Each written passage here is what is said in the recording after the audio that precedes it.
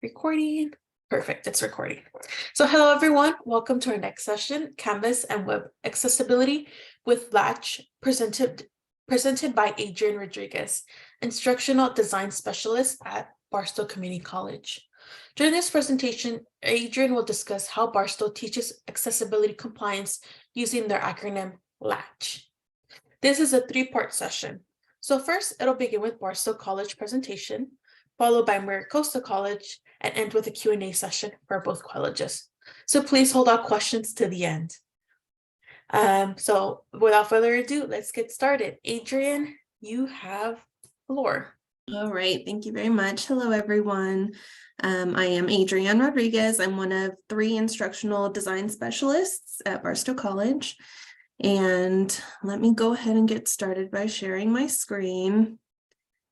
Bear with me because I always manage to pick the wrong one and I don't want to do that. So I think we should be good to go. Okay, so as stated, this is a presentation on web and specifically Canvas accessibility using our acronym LATCH. Now I know we've taken some liberties with the spelling of LATCH, what with the 3 L's and the 2 C's, but I'll explain why that is in just a moment once we get started. So just as a little background, at Barstow College, we kind of introduce this concept and give kind of a beginner's training on accessibility in an optional training course that our faculty and staff are able to sign up for.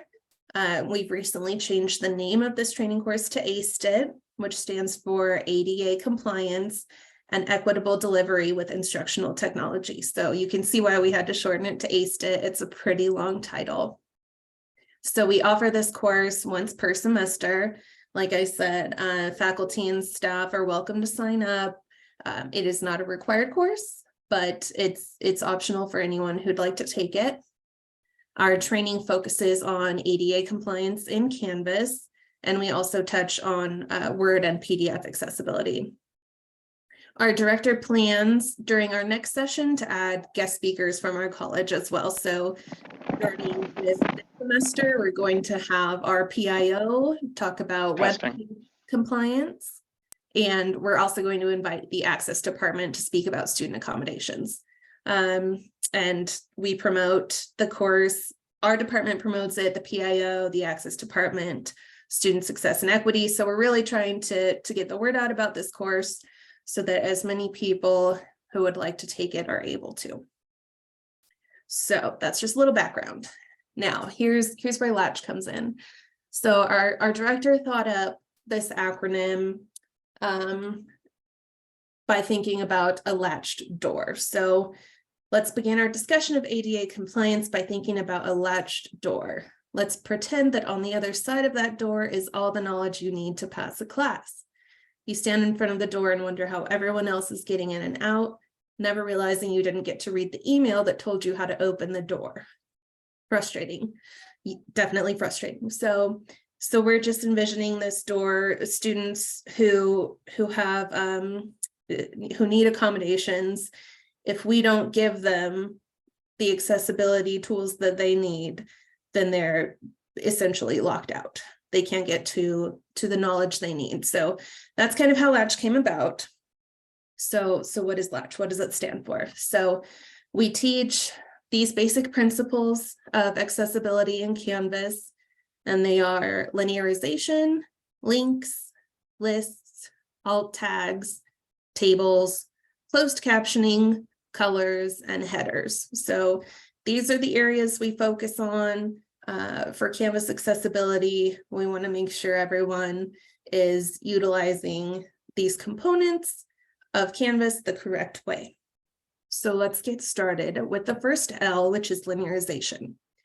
So linearization is basically reading order. It's how the content is presented on a page. If a student is using a screen reader, the reading order is very important. If it's out of order, the screen reader will present the content in a way that makes no sense. So content should flow logically up and down and left to right. This is usually not a a big problem in Canvas. You rarely will run into linearization issues in Canvas, but just keep in mind if you're creating flyers in maybe in Word or in Publisher, you definitely want to make sure you're checking your reading order. And I always like to include this example of really bad linearization for anyone who's seen the show The Walking Dead. This door to me clearly reads, "Don't dead, open inside," which makes absolutely no sense. They were clearly trying to say "don't open, dead inside," but I don't know who made that call, but that just, it doesn't make sense to me. So I would definitely want to fix the reading order there. So that's pretty much all linearization is. It's just a fancy word for how your content is presented in what order. So the next L is links. So the display text of your link should be concise. You don't want a link that's a whole sentence long. Generally, 1 to 5 words will do the trick. Links should never be hidden. So I've seen examples of this with maybe just an asterisk, and someone has linked just that asterisk and it's almost impossible to see. So we don't want to do that. We want to make sure the link is easily identified. Generally avoid using the URL as a link. So it's normally better to add display text that's not a big long URL. There are certain situations where that's okay. For example, our Barstow College's web address is just www.barstow.edu. That's short and simple. So if you wanted to just leave the URL as the link there, that would be okay. Also, if your page is going to be printed, obviously students can't click on a link that's on a printed piece of paper. So if you're needing students to access a link from a printed document, they'll want the whole link typed out so that they can type it in. Images must use alt text to describe the link. So if you have a picture and you want students to be able to click on it to go to a website, you want to make sure you've got alt text there. Links should be underlined and look distinctive. So I've got an example on the bottom here.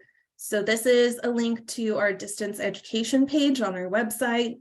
It's a really long link. So I added display text to just state BCC distance ed. It's much shorter, more concise. It explains exactly where you're going to go if you click on the link.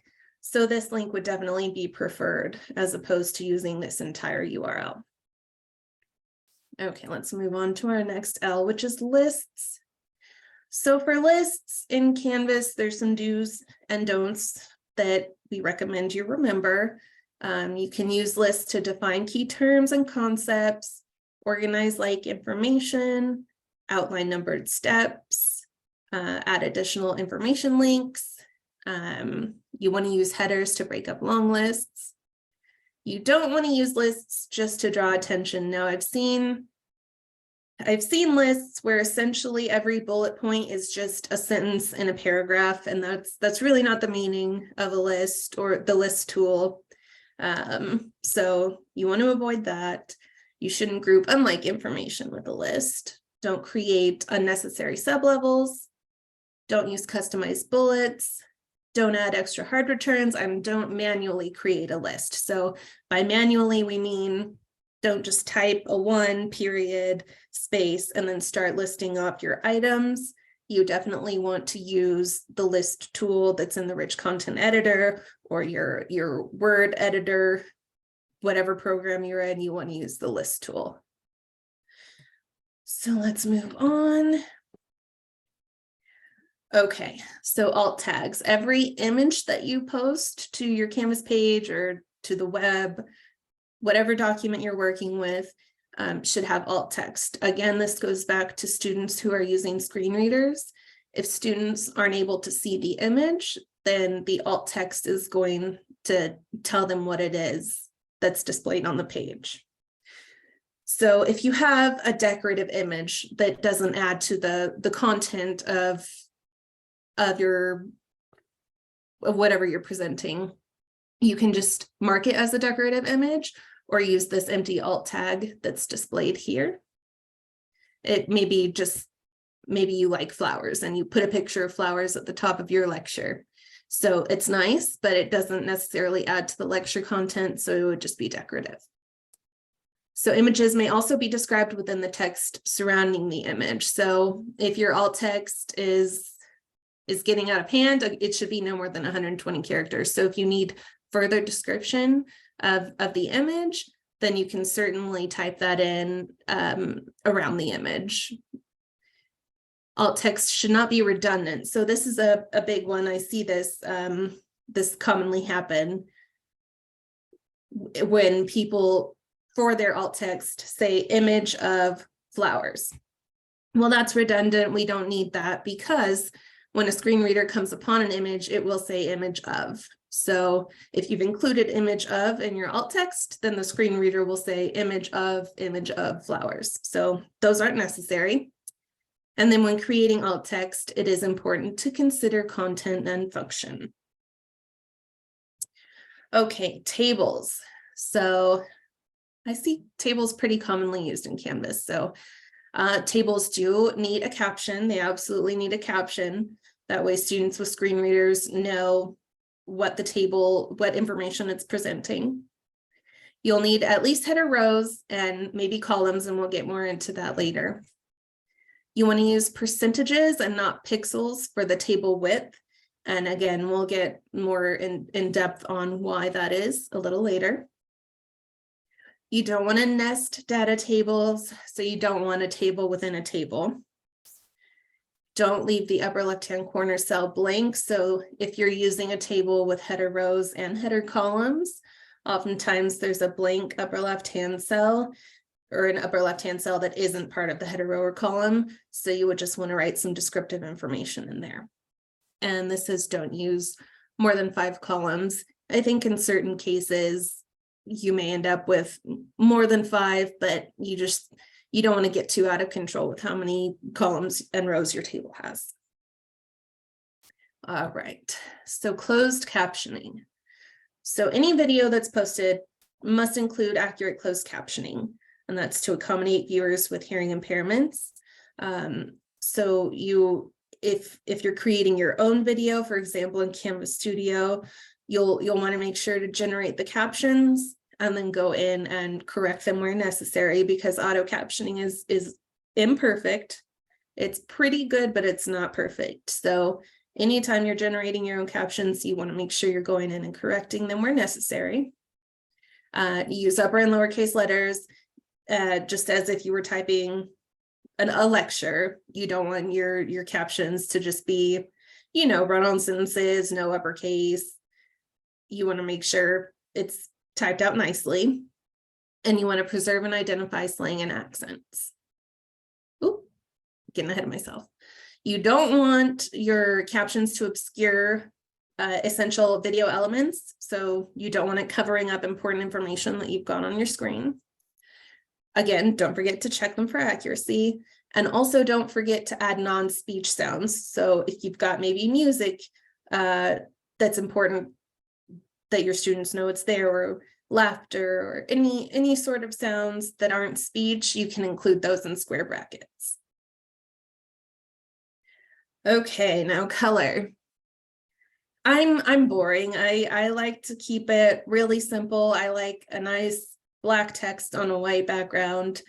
You can get a little more fun than that if you'd like to. There's just some things to remember if you do choose to use color. You want a dark text if you've got a white background, which, we all know the Canvas rich content editor is white background. So you want to keep with dark text. If you're using color, we recommend 14-point bold font or 18-point font if it's not bold. That's not an absolute, the accessibility checker won't flag it if it's not 18-point, but it's just a recommendation. So don't use color as the sole indication of an important element. So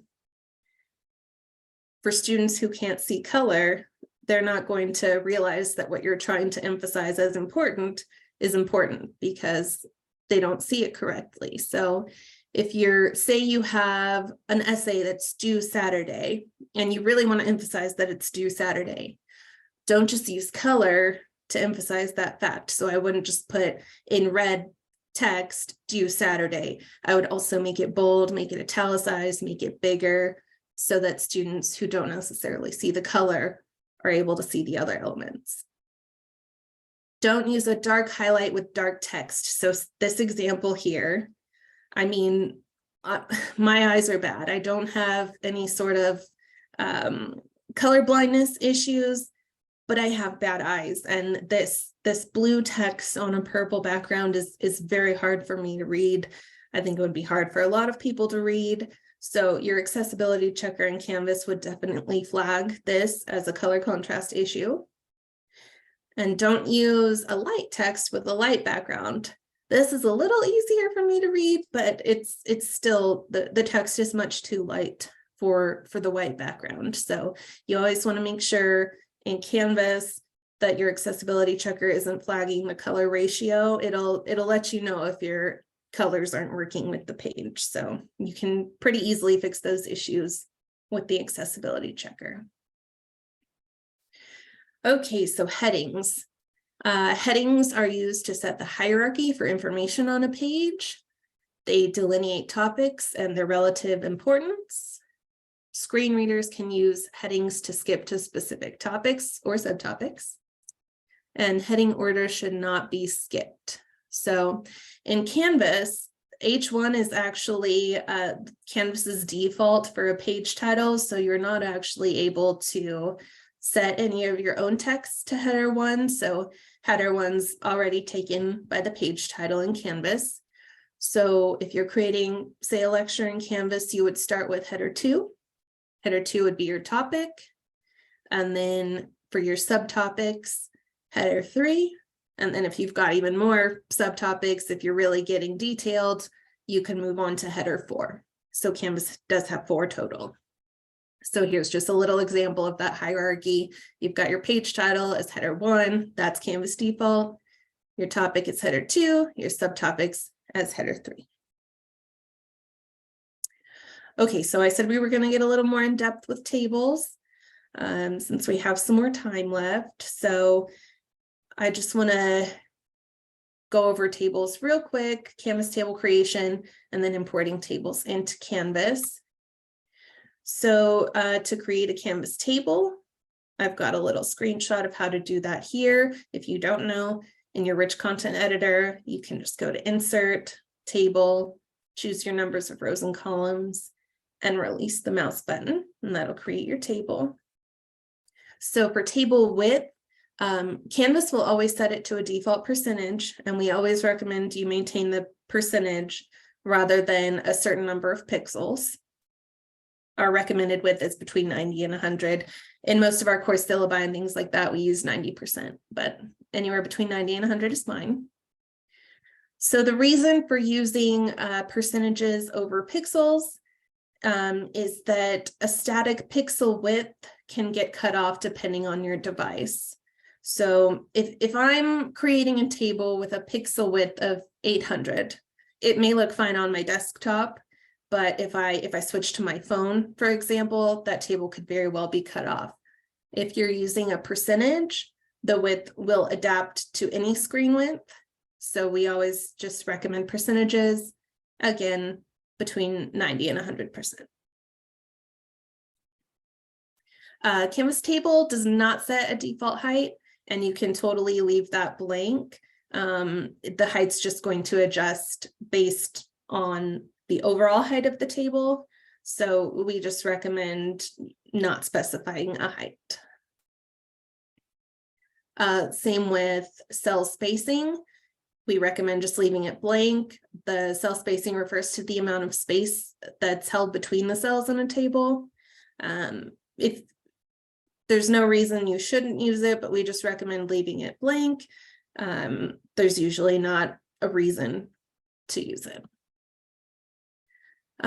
Cell padding, same thing. We recommend leaving it blank. That's just the space between the cell edges and the content of the cell. So if you add padding, your content will kind of move towards the center of the cell, and there will be more padding on the sides, but we generally leave that blank. Border width has a default of 1 in Canvas, And unless you want a chunky border on your table, we just recommend sticking with that border width of 1. Okay, this is really important. So the captions. So tables created in Canvas do not default to show a caption, but they need to in order to be ADA compliant. So in your table properties in Canvas, you would just want to make sure to check the show caption box, and then it'll allow you to add a caption, which is basically just a description of what content is in the table. And if you don't add a caption that way, run the accessibility checker, it'll prompt you to enter one. Okay, so tables must have header rows. They don't always need header columns, but they must have header rows. And this is just a little breakdown to show you how to set your header rows. You can highlight your header row as I've shown here, navigate to table, row, and properties, change the row type from body to header. And again, this is just so screen readers can identify your primary information in the table, separate the headings from the data located within. Some more complex tables may require header columns.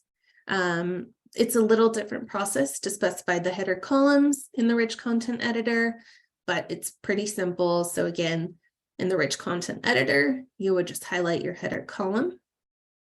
You would navigate to table and then cell and cell properties. Choose the cell type to change the cell type to header and scope from none to column. And that will indicate that your header column is headings. And I always recommend running the accessibility checker, especially if you're making a table, so that a lot of these issues, if you haven't addressed them, can be addressed. It'll flag any of those issues. And finally, if you are copying over a table from Microsoft Word, just keep in mind, it will probably come over with a width set in pixels and not in percentage.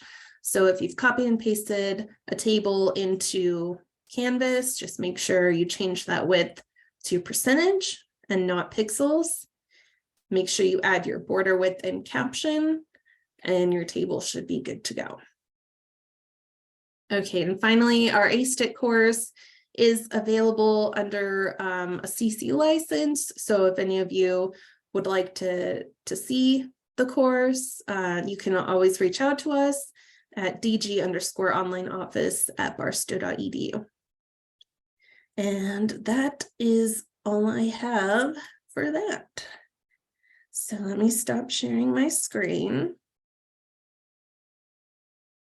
And I thank you guys for your time. Thank you, Adrian. And that's a perfect segue for the next presentation. So let me share. Okay.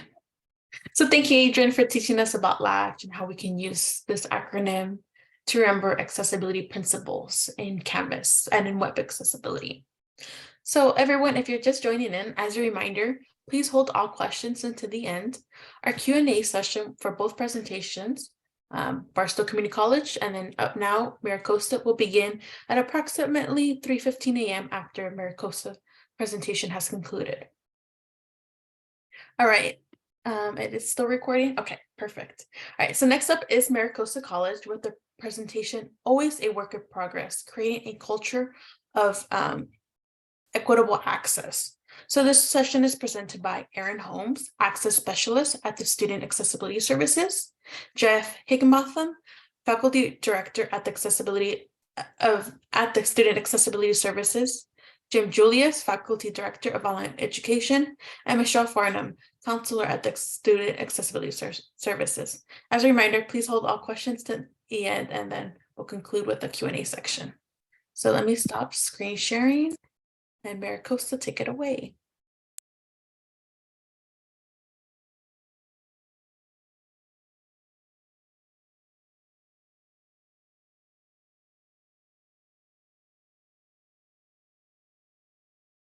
Always in these moments is where I freeze. So let me see if I can share this appropriately. Apologies.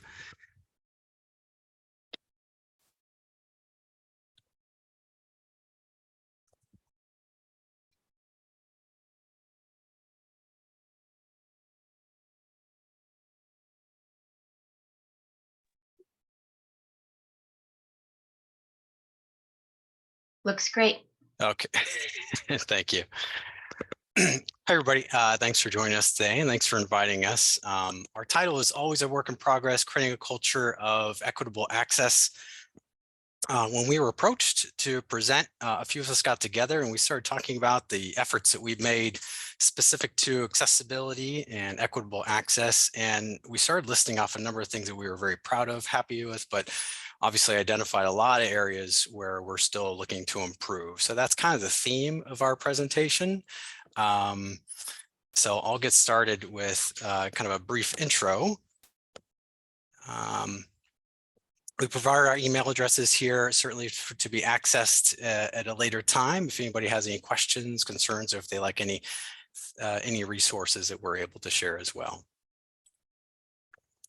So just briefly, again, my name is Jeff Higginbotham. I'm the Faculty Director for Student Accessibility Services at MiraCosta. For context, Student Accessibility Services is similar to a DSPS or other program you have on your campus, responsible for authorizing accommodations for students with disabilities. Before I turn it over to other members of our college, I want to provide some general information regarding MiraCosta College as it relates to efforts involving accessibility and equity-minded practices.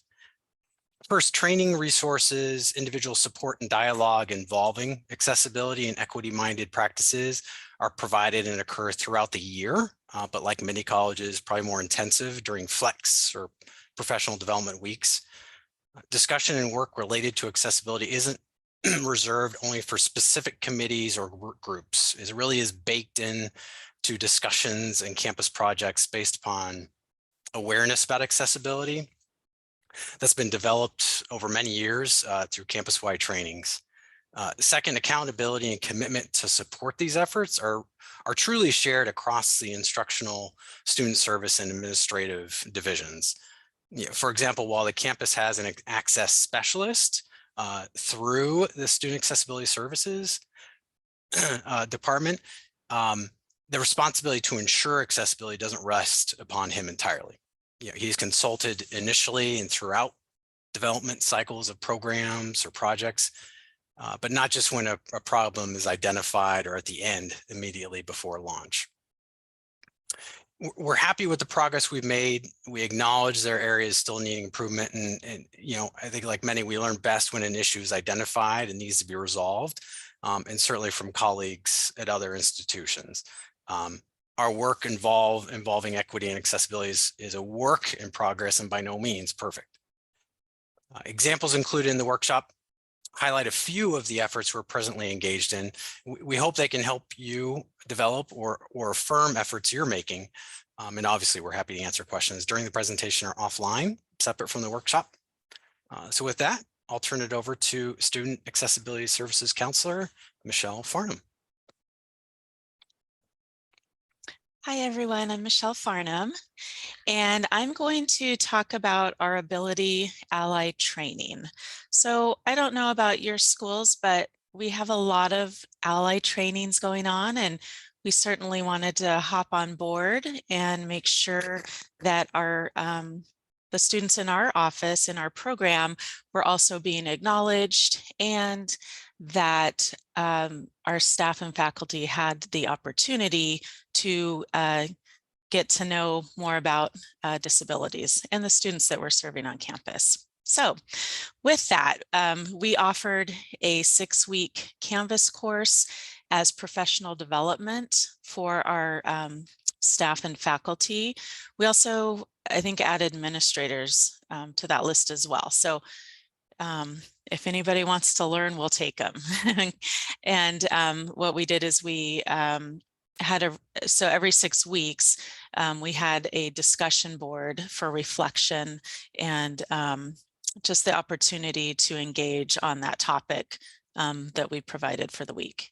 And then we finished up the whole 6 weeks with a live, we did an in-person student panel, and these are students from our SAS office, just to kind of wrap it up. Okay, next slide. So I just want to show you the breakdown of what we did each week, just to, if you need some ideas.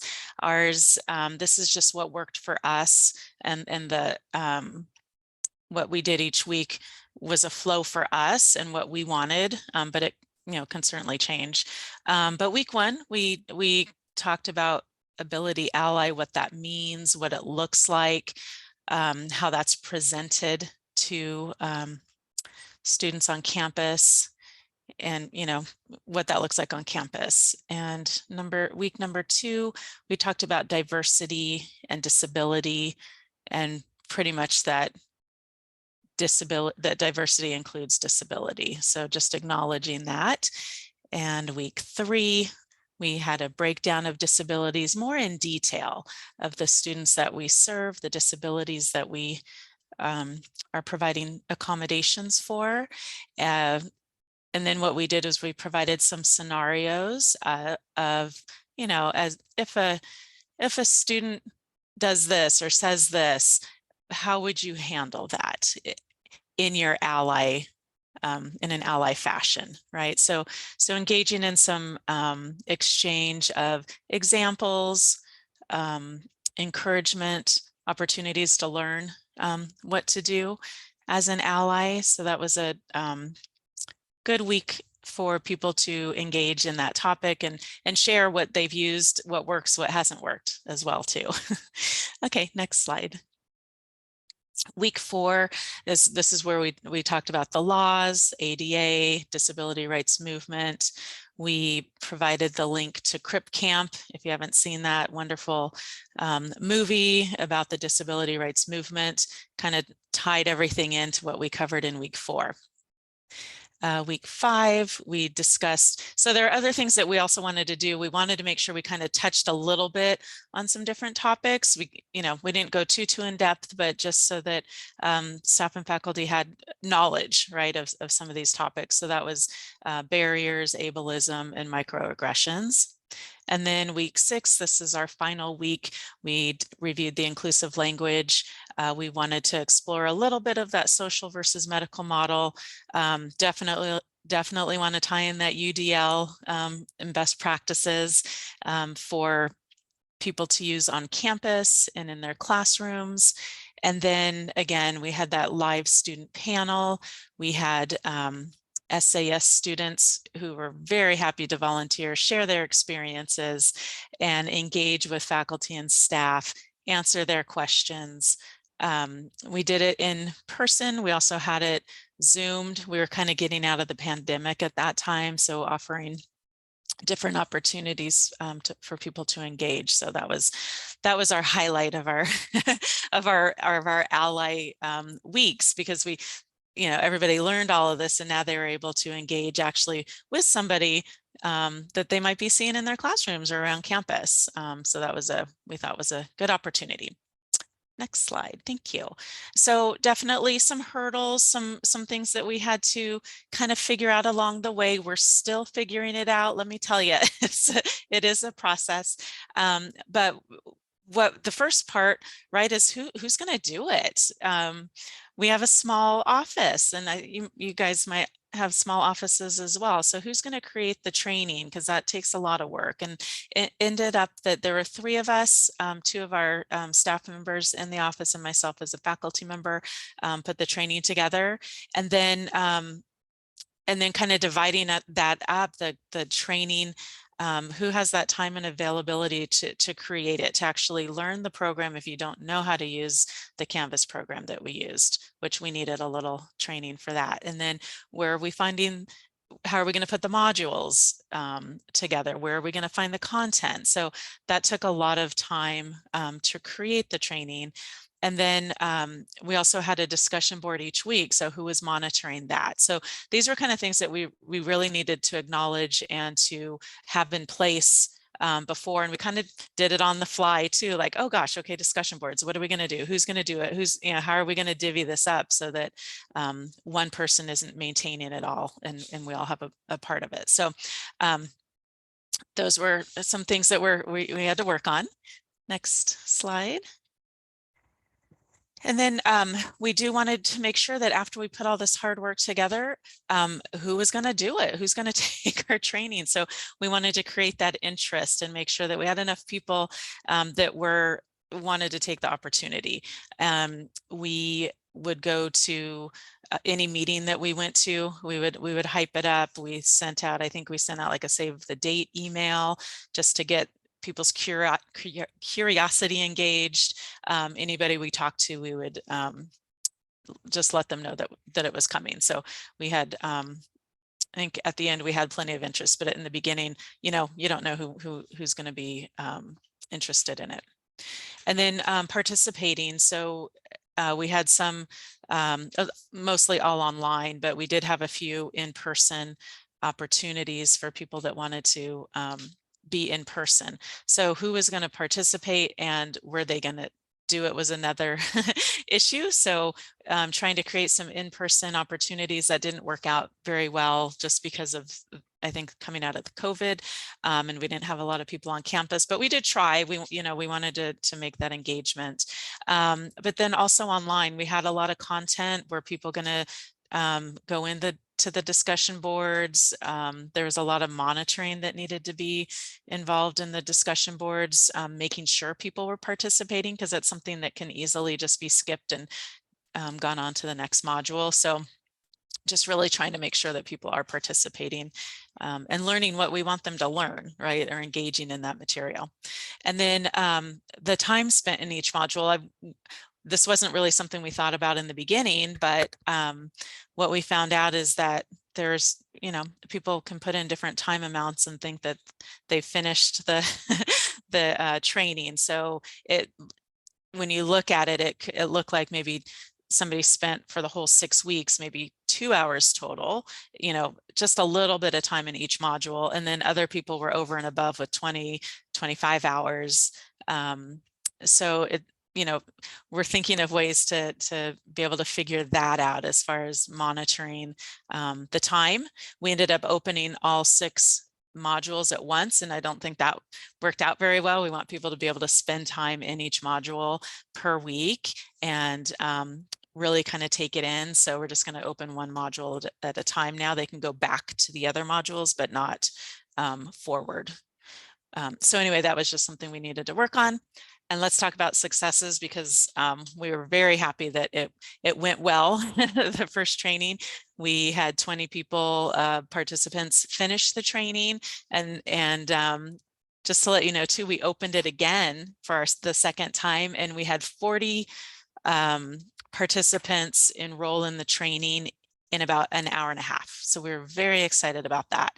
But this first training, we had about 35 participants start, and we know that people are busy. It's a busy time at schools, right? So we ended up having 20 complete, and we're very happy about that. And we do have people looking forward to starting again and getting on the wait list for if we have it again. So we gotta look at that. And then the other thing that we kind of hear might be in the works is for our onboarding new faculty members.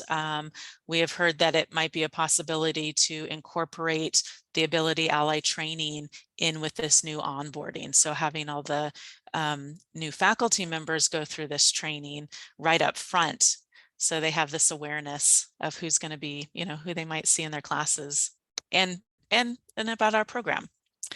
And then the other thing that we're happy to say too is it's just another way for us to support our students. So we are engaging faculty and staff on campus to open their eyes to new things, think out of the box when dealing with students, and just being open to helping, maybe having a little more empathy, being comfortable with students that they might see on campus that are using our SAS office. So we're happy that we have another way to support students. And we're, like I said, we're doing our second time. This is our second go around, and we have a lot of things to update and change and monitor. So again, just a work in progress, but we're happy to offer the training. So I think I'm done. And whoever is next, go for it. Thank you. Hi, everybody. My name is Jim, and I'm the Faculty Director of Online Education at MiraCosta. I took a spin through the participant list, and I see a lot of my distance education colleagues from around the system. Very cool to see you here. And, you know, as the DE coordinator for MiraCosta, I've always believed that there's opportunities when it comes to online and distance education to become a leader. And sometimes that's a matter of the innovation that's inherent in teaching online. Sometimes that's a matter of additional laws, regulations, and accreditor expectations that get put on distance education, right? So for me, I'm on the instructional services side of the house, but very much believe in partnership with my colleagues in student ability services and other areas of student support. And so we're a team in really trying to move this culture. We're a team in doing a lot of very specific things, but kind of the big picture as well. So one of the things related to big picture when it comes to the online side is our policies or procedures that relate to distance education. So AP 4105 is the typical AP. If you're not familiar with that, I encourage you to take a look at what your local college's administrative procedure, maybe board policy, but probably administrative procedure on distance education looks like. But first and foremost, it's about guiding how you approve curriculum for offering via distance education. So there's a course level commitment that you can see in here that's inherent. And basically that guides our curriculum committee when a course comes to the committee to be approved for offering via distance education, that we need to make sure that the other elements of that course outline of record don't seem to conflict with the possibility of offering that fully online in an accessible fashion.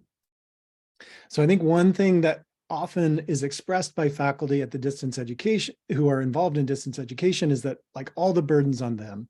So if we can go to the next slide, you can see that we also decided to make a statement about institutional commitment in this same AP, in our distance education AP. So we use the language, by the way, defining accessibility that is straight from the new Title V regulations on distance education. That language was proposed over a year ago, but just was finally approved back in November. So if your college has not yet updated your local policies and procedures around distance education to reflect those Title V changes, this is one piece that as accessibility advocates, I'd encourage you to make sure is updated as well. And then, you know, just the idea here is make sure that we know that we have something to point to when we're asking the college to provide support, whether it's support in the selection of tools, whether it's support of the faculty and in making sure that things are accessible, but that it's not just a burden on faculty, it's really an institutional commitment. Next slide. So I'll also point out at MiraCosta, I know a lot of colleges have very extensive requirements for training for faculty teaching online. MiraCosta is not a college like that. We have had very minimal requirements. We did recently have our unions and district negotiate an agreement for a 3-hour training, but I'm really glad that part of that training is just awareness of those accessibility expectations. It certainly is not a training that would fully prepare somebody to create all of their content accessibly, but it helps them become aware of the expectation, the requirement, the regulations, the local expectations, but also the local support. So where do they go to learn more? How do they begin to actually follow those expectations? So that is now built in and will be going forward. Next slide. So I think it's also helpful to know as part of this culture shift at the institution, we're not like Barstow. That I was really impressed to hear Barstow has 3 instructional design specialists. Up until about a year and a half ago, we had no instructional designers at MiraCosta. We did have some short-term temporary contracts to provide that kind of support to faculty. But at long last, this position was approved, and part of the core element of those duties that are in that job description are supporting faculty with accessibility. So this is a position that reports directly to our Vice President of Instructional Services, but they become a partner with SAS, with my area, and with other professional development folks at the college in advancing accessibility. Next slide. So kind of putting some of these pieces together and just talking about instruction generally, this is very much a partnership. So I hope that you feel like you have partners and you're not on your own, but I think that's part of the culture shift, is to make sure that you do have partners across the institution and thinking about this at a culture change level. Sometimes in distance education, in particular, we get, really focused on diving deep with the person who is sort of in the spotlight, the course that's in the spotlight. And we, like with the poker, for example, if your college is doing poker, you're doing some really, really thorough accessibility reviews, but maybe on a very small subset of courses. MiraCosta is kind of taking the other approach, which is broad culture change that will eventually be really touching everybody. So a variety of different workshops, resources, and trainings that we all collaborate on and offer regularly. Although Aaron Holmes hasn't presented yet, he's a really important partner with faculty, with our instructional designer, in offering some of those trainings to faculty, in working directly alongside faculty when that's necessary. We also have individual departments that are very engaged with me, with SAS, like math, for example. They know that there are a lot of challenges in offering math accessibly online. So they're always asking for help, vetting tools, implementing tools, helping faculty use those in the right ways to make sure that they're accessible. And so those departmental connections are also really important. We do have a course review program in development right now that will include an accessibility component. We're hoping to make it simple enough and effective enough that faculty can do it almost themselves and then have peers come alongside without requiring an instructional designer or an accessibility expert to sign off on every review, but yet to catch the vast majority of accessibility issues that we know are the ones that are most likely to trip up the accessibility of a course for the vast majority of our students. And I also want to mention too, another opportunity that many colleges are looking at right now are the zero textbook cost grant funds that are coming from the state. If you know what I'm talking about, that's been a little bit delayed, or maybe a lot delayed, but we're hoping that once those grant funds are released, it's going to create another opportunity to advance the accessibility agenda. If your college is taking advantage of those funds, there's some pretty clear requirements that anything that's developed, any course materials that are created around zero textbook cost resources need to be shared, but they also need to be completely compliant with accessibility requirements. So couple that requirement with all those funds and make sure that you build in additional support for making sure that everything developed through those grants are 100% accessible. And that, again, just helps more and more folks get touched with what it means to create things from the beginning to be accessible, and to support going back maybe to previous zero textbook and OER courses that didn't have that thorough of support, but use those funds to go back and revisit them, make sure that they're accessible. So that's an important part of what we're doing in setting our foundation to hopefully begin to receive some of that grant money pretty soon this spring.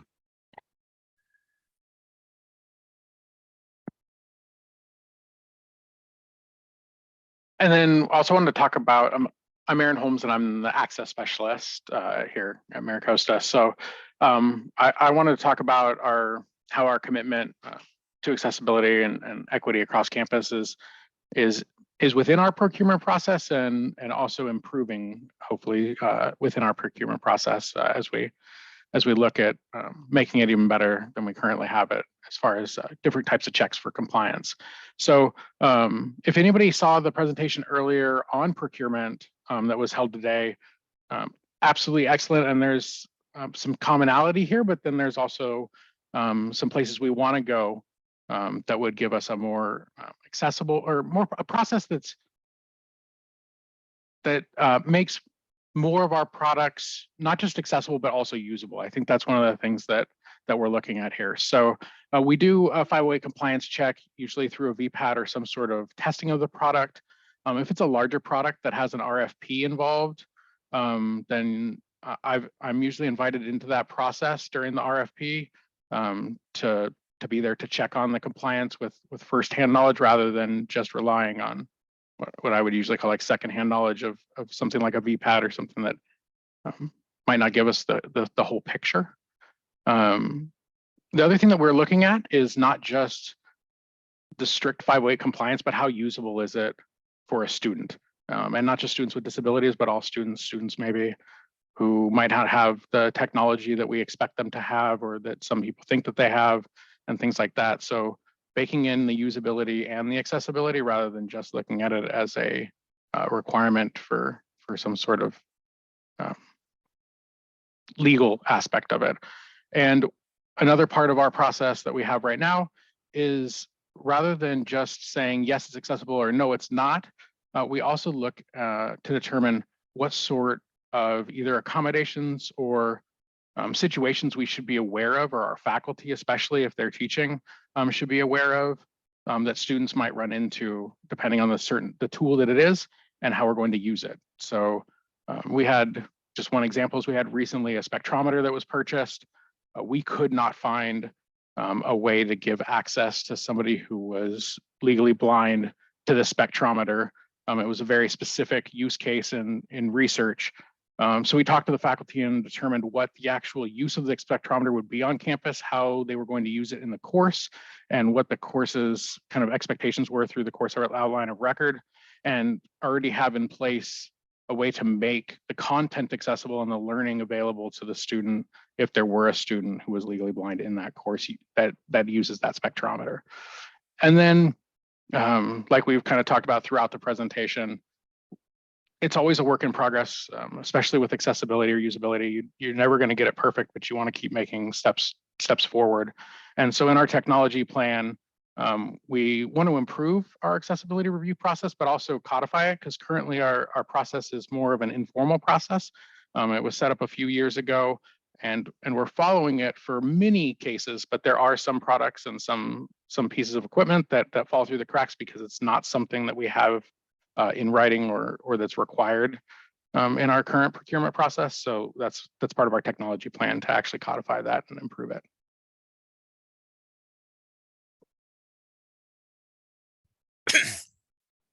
And then lastly, with the time remaining, I think we were just going to kind of highlight a few things. This isn't an all-inclusive list, but a few things from a broader institutional perspective, in addition to what Jim and Aaron shared, and separate from kind of student services, where Michelle described our Ability Ally.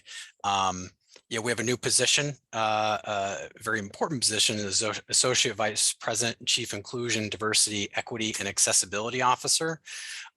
Fortunately, this individual came from a student services background and had some awareness of, actually a broad awareness and understanding of students with disabilities. But this position is placed organizationally within close proximity to the president, with the VPSS and VPI, and will be charged with kind of coordinating, overseeing, and evaluating various efforts and data points as far as students serving a broad range of students. And we're still figuring out the accessibility piece. And that's the part I love, is that she is inviting Aaron into these discussions, and not just as kind of a guest, but as a core participant as part of some of the committees that she'll be overseeing. Our information technology services, or kind of IT department, they work closely with SAS, but also independently. They're oftentimes that we find that they are working kind of autonomously to ensure that there's accessibility in our libraries and other campus computer labs. Through one example, at least for us, and within kind of DSPS programs or SAS programs, in which we see benefit, is when the college supports paying for and funding certain types of things separate from the DSPS allocation.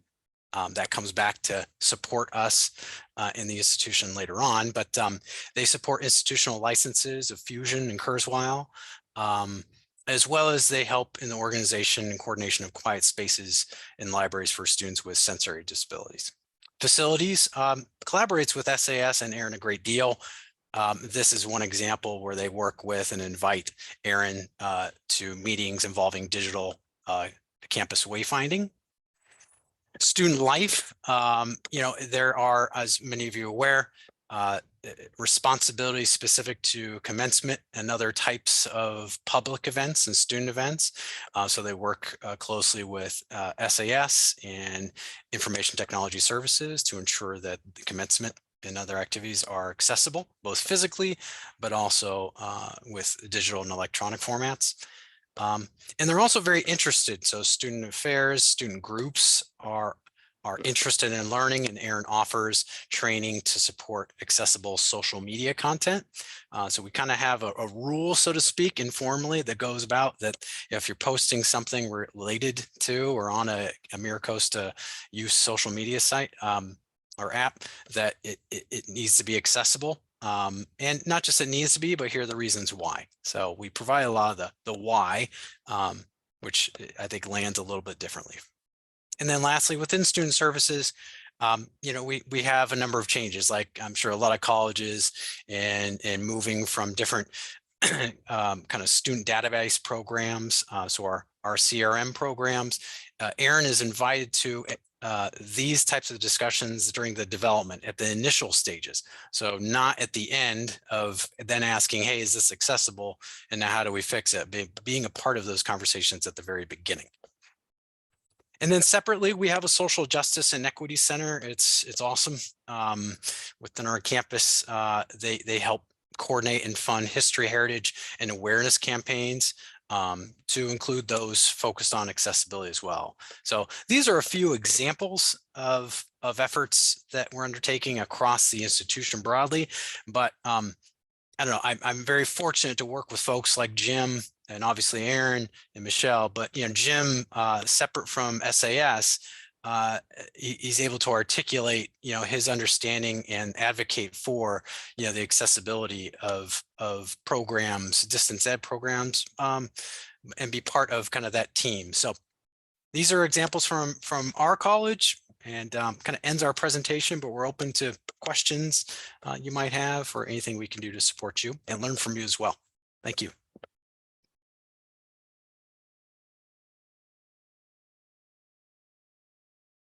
Thank you, Jeff and MiraCosta team. I think your presentation was fantastic, and it really does show that it takes a village to build an accessible and inclusive campus community, right? So now with the time remaining, we'll open up the floor for any questions for MiraCosta's presentation or Barstow Community College presentation. So you can either enter them in the chat, unmute yourself, or use the raise hand feature.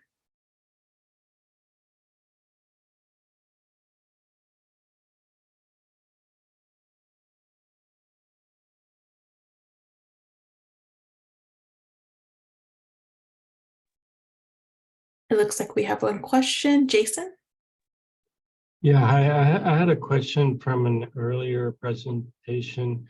I got the email for them, but I'm not sure as to I'll have to go back into the chat. I believe it was from Barstow, and then that was an ACE IT course. Is that correct? That's right. It's our ASTIC course. It's our training course that we offer for accessibility principles.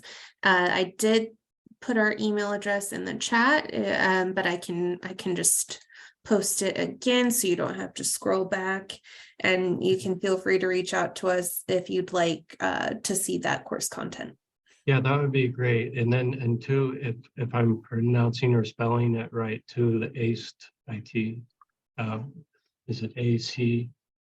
Like I aced the course? Aced it. Yes, exactly. ACED-IT. That's right. Yep. Thank you. You're welcome.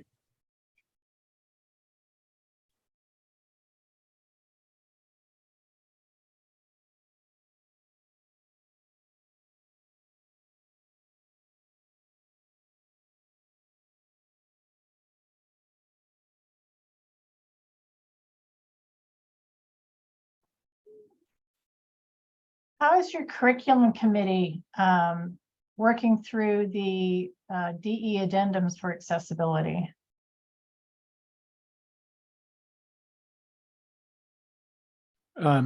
So Lori, our DE addendum is fairly straightforward. I know there's a lot of variability in DE addendums across the system. Some, are very, very detailed. For ours, it's really just a simple, almost like a checkbox, that if a department is submitting a course to be offered as distance education, they're verifying that they are committed to offering it accessibly. And so that the curriculum committee has a fairly straightforward job, which is simply to review the course outline of record whenever anything is proposed to be offered via distance education, and say, is there anything inherent to this course outline of record that seems like it'll be problematic when it's offered online? And that could be in terms of accessibility or in terms of other aspects of just what is expected to be taught in that class. But for the most part, at this point, the curriculum committee it's not verifying anything technical when it comes to accessibility. It's just verifying the possibility that course can be offered accessibly. The implementation of that course is another matter, but that's really beyond the purview of the curriculum committee.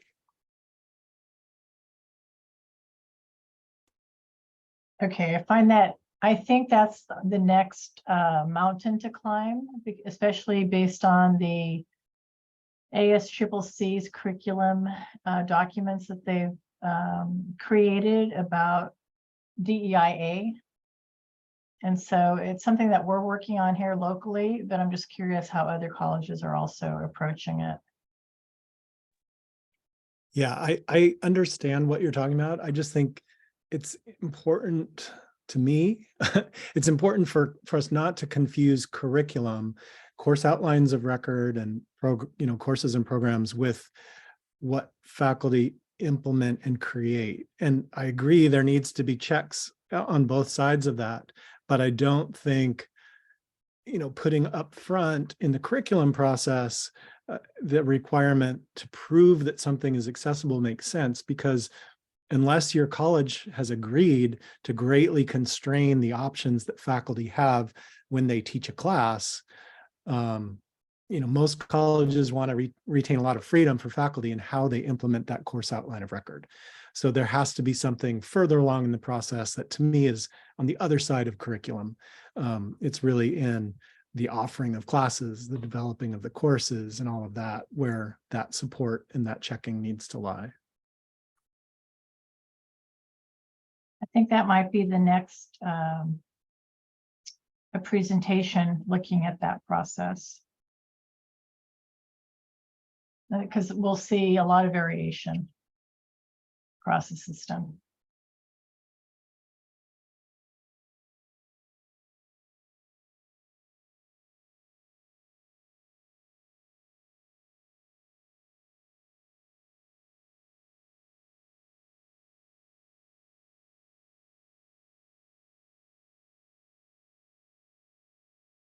All right, I think I have one question that came directly to me.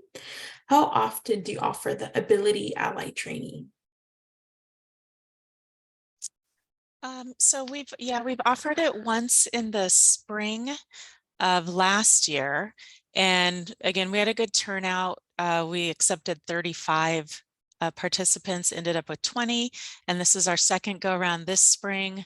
And we capped it at 40 participants this time. And it just depending on our time and availability, we may offer it maybe in the fall, I don't know, but at least once a year in the spring. Thank you.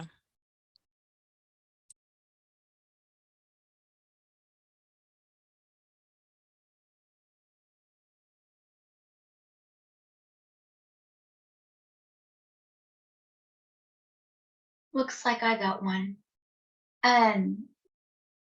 MiraCosta, could you tell us a little bit more about how accessibility intersects with the zero textbook cost work that you guys are doing? Yeah, so I mentioned that so right now, as I mentioned, we have sort of a task. Well, I don't think I mentioned, but we're as an institution really focused on what's going to what will happen when the statewide zero textbook cost grant funds are made available. And so we have a task force. That task force includes Aaron as a representative of SAS, so that we're constantly thinking about, when we develop our processes for building out zero textbook cost courses and programs, how do we bake in that those are going to be created accessibly from the ground up? So that's, just involving Aaron is a big part of that process. And making sure that that's constantly part of the conversation. And as I mentioned, also just reminding folks that even if you already have courses that are OER based or are zero textbook cost, we might not have done the level of accessibility checking that we would have wanted to. And there's an opportunity here with these funds to go back and touch those classes, get them really checked thoroughly to make sure that they are ready to become part of a ZTC program that's in compliance with these grant requirements.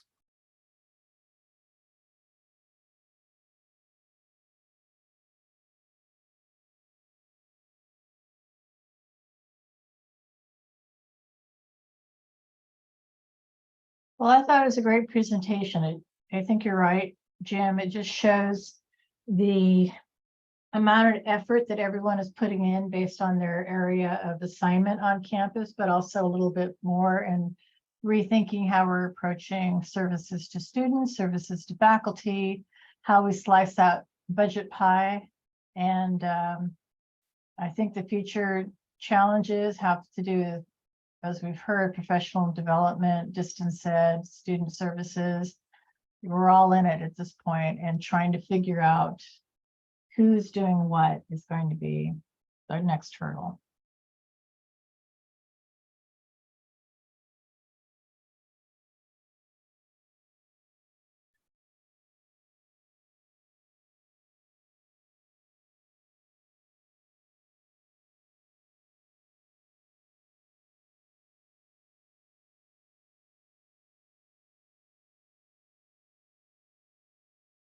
All right, any last minute Bernie questions, anything you want to ask, feel free.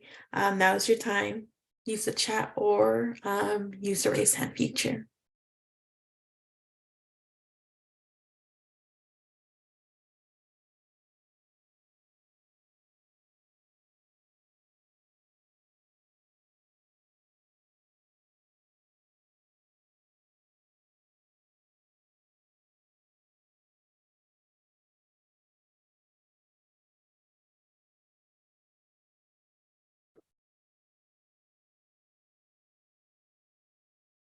Yes, Anna. Hello, everyone. It's just, I'm the alternate media and assistive technology specialist at San Bernardino Valley College. And one thing that I come across through the years and keep going is that faculty are not posting the title of books, ISBN numbers, author, and editions to the bookstores. And this includes even the free sources of books. So when we're creating alternate media, we try to get ahead of the game and there's no information there. So something needs to happen across the state or something that students have that information, even regardless that they need audiobooks, they need to know what books they need to start their classes. So something to think about. Thank you. And I think that's a great comment, because I also am responsible for making sure that our students get that material. And while we've got some things that I didn't know, it's been getting a little bit more common here. If anybody is using Follett for their bookstore, know that they can add notes into there with a URL to the digital material. So it's starting to become a little bit more common. It's not common enough. But they are able to add the URL to any digital material in that notes section. It's called notes, at least on our Follett site. So that helps me and the people making alt media here significantly. And it also, like you said, lets the student know what is required, because sometimes they assume that there isn't going to be any book material and they don't contact us because the bookstore says no books. But then really they have a PDF file that's 700 or 800 pages deep that they need to read.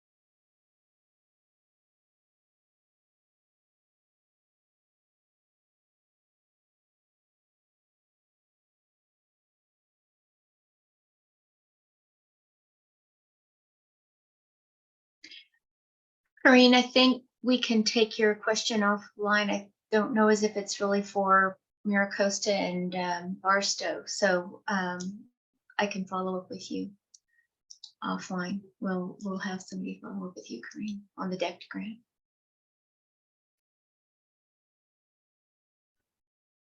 All right, if there are no more questions, I guess this concludes this portion and the winter workshop. I do have a few more slides to share just regarding about upcoming Accessibility Center events.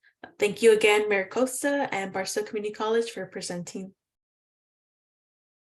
Thank you.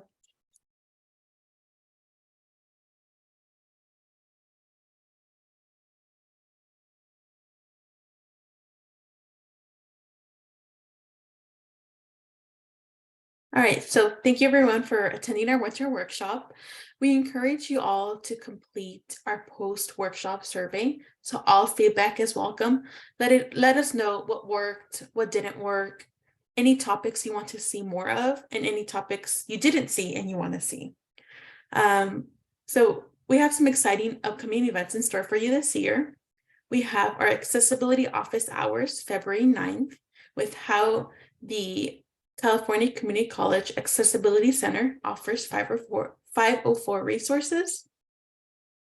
We will also be having our next CCC Community of Accessibility Allies, also known as C4A2 meeting on February 15th. The Accessibility Center has the Community of Allies to promote inclusion and campus accessibility among California community colleges through collaboration, networking, and sharing of best practices within web, digital content, procurement, DSPS, and alt media. Our next meeting is February 15th from 10:30 to 11:30 a.m. I will be inserting registration link and our listserv for that group in the chat. Additionally, we have on March 1st, Shire Basics, Introduction to Closed Captioning. So this live training will introduce and discuss the basics of Shire, our new browser-based captioning editor. On March 3rd, we have Accessibility for STEM and Math. So join us in these upcoming trainings. Additionally, our contact information, here's how to reach us. The presentations and recordings will be available in the near future, so stay alert.